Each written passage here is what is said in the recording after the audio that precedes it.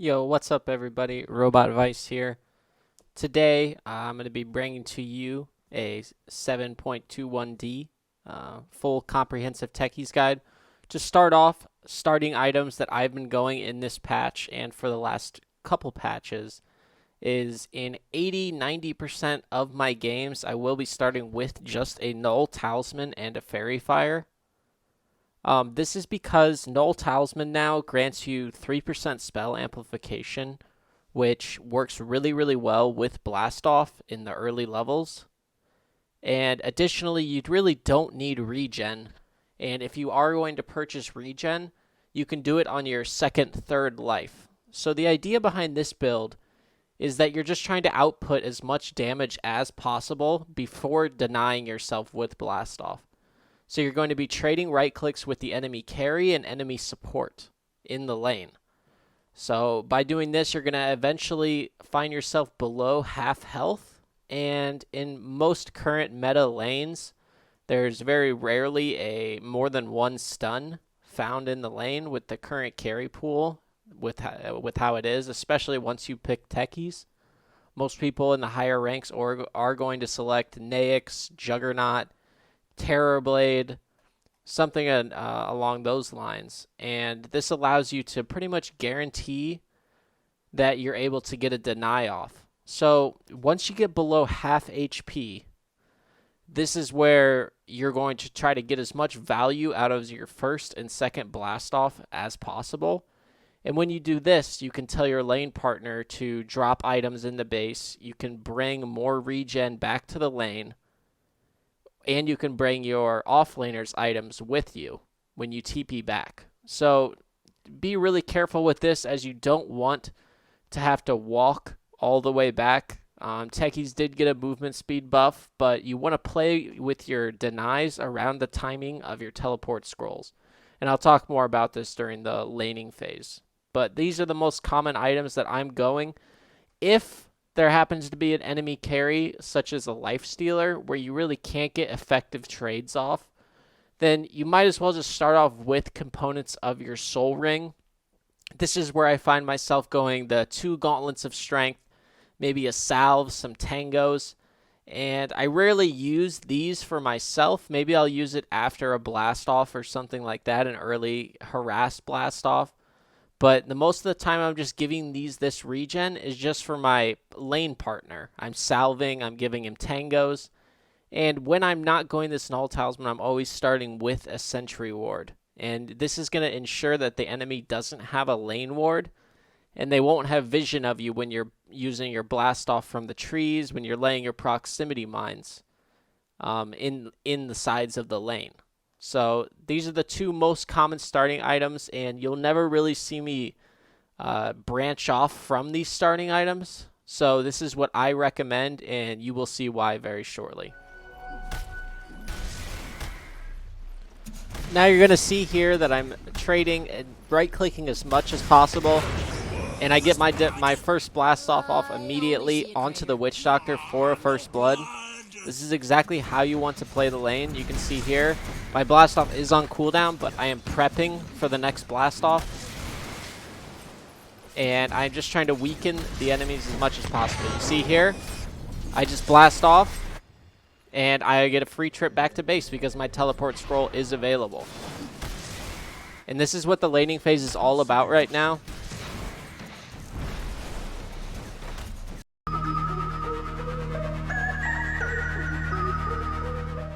Once you are level 5, this is the first power spike of this hero outside of the initial laning phase. Obviously, during levels 1 through 4, once you have 1 to 2 points in proximity mines and you have your soul ring completed, you should be laying mines to deplete your mana pool so you can deny yourself. So during this interim time where your blast off's on cooldown, you should be using your proximity mines as much as your mana will allow you to. And once you reach level 5, this is a pivotal point that this is my mark in my head to start transitioning from this position for support onto becoming a core. And you're going to see exactly why. Level 5 opens up many opportunities for techies. It allows you to farm the enemy creeps as they come towards you. You can cut waves. You can farm the enemy small camps, the ally small camps, many medium camps, including the direwolf camps, the medium satire camps, and the ogre camps. Now, at 10 minutes, the tome is very, very important for techies. You're obviously trying to make it to level 25 as soon as possible. That's the overall goal of this strategy. Now, getting the tome before you are level 10 is just as important as getting it after you're level 10 with the experience talent, because you need to get to that level 10 as soon as possible. Once you do reach level 5, this is where you need to evaluate the map and decide where you are most needed. See how our troll has rotated out of the safe lane and now he is bottom? The idea here is that I'm going to sit up here and hold the tower for as long as I can, and this is partly because I want to get the solo experience. All I want to do is ensure that I get experience solo on my own side of the map. So the idea here is that you lay your mines on one side of the map, say bottom, you see down, Beastmaster just died. You have your team, once your mines are planted, you have your team go to the side of the map where your mines are already placed. And once that happens, that's when you transition and move to the opposite lane, a free lane where no one is available, or no one is. So you can continue to get solo experience and climb. And that's the whole idea behind my strategy with this hero, is I play a much greedier techies than most, and that's how it goes. Sometimes you die. Once you reach level 10 and obtain this experience talent, it is a lot. And you will see your experience climb very quickly from that point. You can see I just reached level 10 previously, and I am already level 12. Level 12 is another important timing, because your level 1 remote mines are very bad, okay? Obviously, you're going to place them in certain scenarios, but that extra 150 damage per remote mine is amazing, okay? This is what allows you to start laying 4 or 5 remote mines and obtaining kills at this timing. And this is usually when I start prioritizing remote mines over the proximity mines. This level 10 point to level 15, killing an enemy creep wave and staying in the experience range will basically get you almost half a level per creep wave. It's a lot. So keep doing it and keep staying alone, okay? Isolate yourself on the map, and you will see yourself climbing in experience. With the experience talent, if you are in range when getting a remote mine kill, you get a lot more experience than if you were on the other side of the map. You can see there I was level 13, and 1 kill on a level 13 Storm Spirit gave me 2 levels. And that allowed me to reach my level 15. As soon as you reach level 15, this is where you start laying these proxy stasis remote mine traps, okay? I don't scatter my mines around. As soon as I have enough levels in stasis trap for me to have time to reliably move my camera to certain areas or using control groups for my mines to get there, and I have the mana regen to sustain and allow me to place these traps sporadically in an area, this is where you will see me do this, okay? You can see I have 1 here already, and I have another down here. Obviously, Naix has Rage, but I didn't have enough mines there to kill him. And this is just another huge spike for this hero. Now I'm going to show you why I get the items I get and take the talents that I do, okay? So obviously my first priority is going to be my starting items, which would either be a Null Talisman or my Soul Ring recipe or my Soul Ring gauntlets. Now, once I have my Soul Ring completed and a Null Talisman in most cases, this is kind of a core item on techies. Obviously, I never go a game without this. The benefits of this item for this hero, you obviously know. But some people choose to go arcane boots, and I choose to go tranquil boots. One, because it grants you great movement speed and it allows you to sustain longer in areas. Obviously, with the health regen and with clarities, you can sustain with your mana and health and stay on the map longer. Another perk with tranquil boots is blast off doesn't cancel your tranquil boots. So when you have your level 4 blast off, or during the lane when you're blasting off on an enemy, you can blast off in and immediately start healing up after. So this allows me to lay my proximity mines more often without using them on a creep wave. In areas where I know enemies aren't around, I can just blast off on the creep wave, and my health regen will come back to me immediately. After this, I go into a Yule's Scepter, and I'm going to display the benefits of Yule's Scepter and why I think it is the best item on Techies. For one, obviously, Blast Off can be used with your Yule's Scepter, and you can set up for it with just a simple Yule's. The timing is very simple. Half a second, and you're good to go. Next, with your stasis trap, you can, if an enemy is stunned near you and the stun effect is going to be wearing off soon, you can walk up to the stunned enemy, lay a stasis trap, and then immediately Yule's Scepter them. When they come down from the Yule's, perfectly timed, it will stasis them. And this is a 5-second route. So obviously this is great versus heroes in the late game, and it just allows for so much potential and allows you to participate more with your team. Now, one more trick I'm going to show you is a really unique trick that obviously you don't get to do this all the time, but when an enemy is farming under a creep wave, if you're able to sneak in through the fog of war, you can walk up to them on the creep wave, lay your proxy, Yule's the enemy, and when they come down from the Yule's Scepter, the proxy mine will be perfect, and it will blow up. And you can combo this with your other spells. So when this next creep wave comes, we're going to try it with Blast Off as well. Enemies farming the creep wave, yada, yada, yada. You walk up, lay a proxy mine, Yule's, and then Blast Off. And you can see this is a level 25 puck. So that did more than 1,000 damage to him.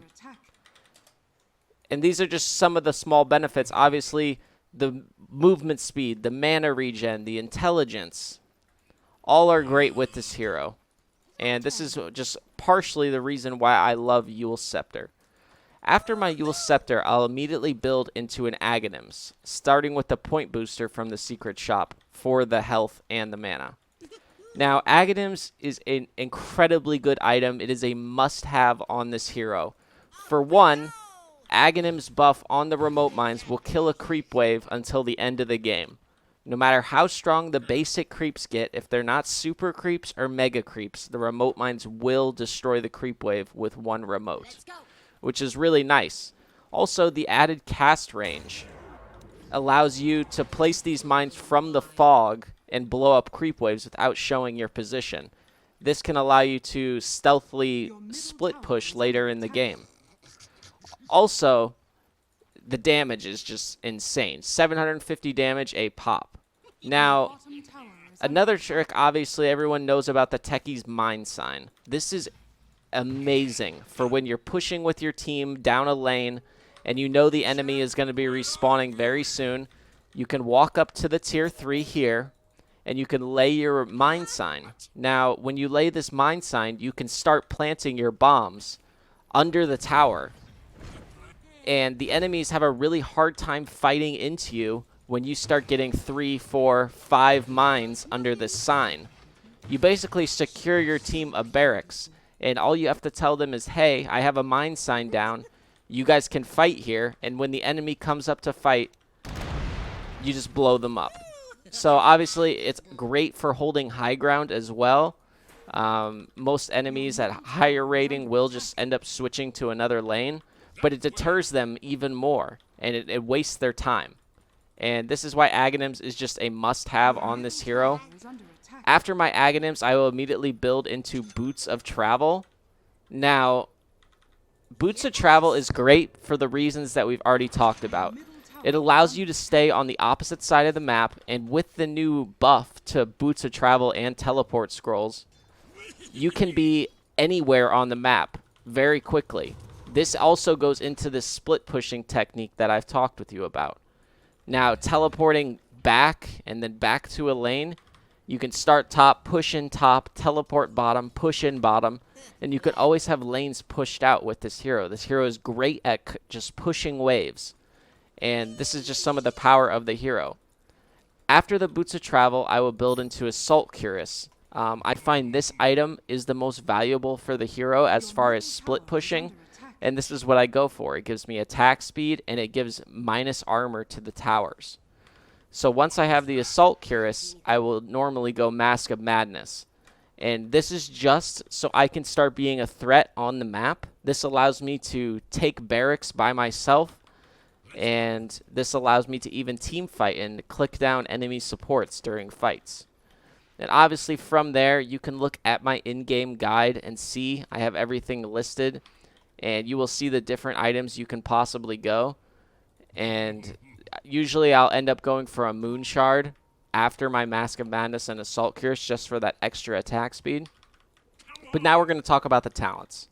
Obviously we go the 30% XP gain, and this is what I was talking about, moving around the map, isolating yourself from your teammates so you can be alone and get that solo experience and get yourself to level 25 as soon as possible. I've been level 25 at 26 minutes before, 27 minutes, 30 minutes. You can be level 25 and start being this threat on the map. Level 15, the 6 mana regen is just, it's obviously so good. It gives you the ability to stay on the map much longer. You don't need to ferry as many clarities out anymore. And level 20, I get the 150 gold per minute.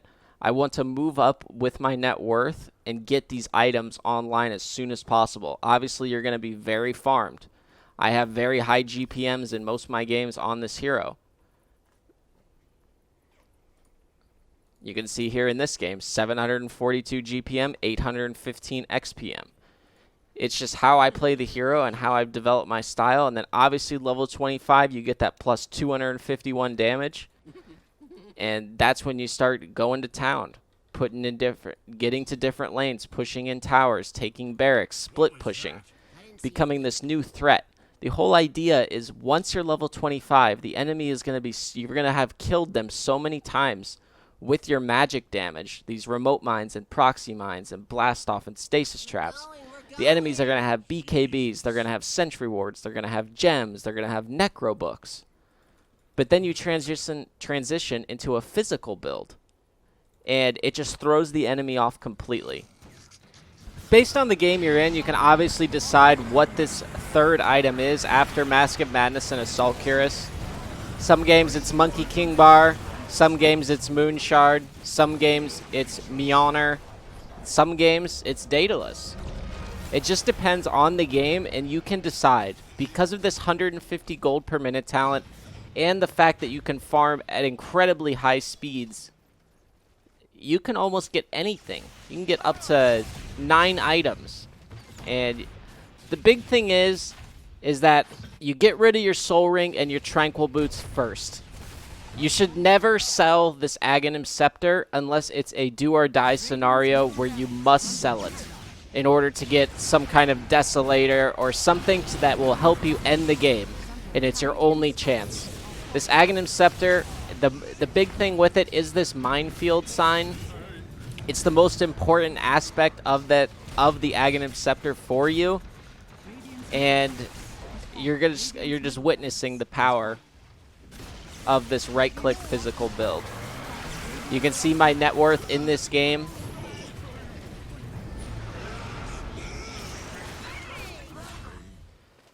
To conclude this guide, I'm going to show you an endgame scenario here where the enemy, our centaur, is dead for a long time. We are down a man, and this is how it goes. I sold my Yule Scepter to finish up my Daedalus, and we're focusing on winning this game.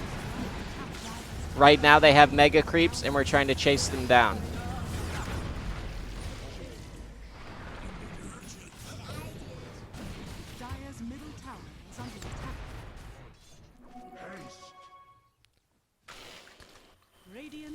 Scanning.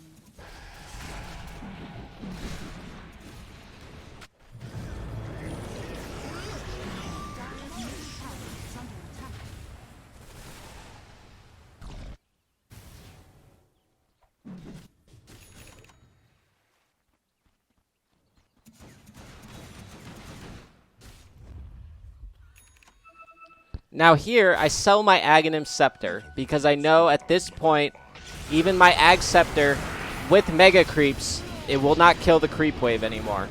So now I'm just focusing on right-clicking the opponents and winning the game this way.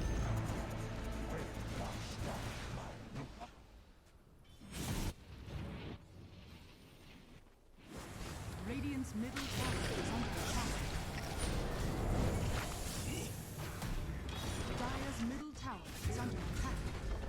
Radiant's middle tower is under attack. Radiant structures are fortified.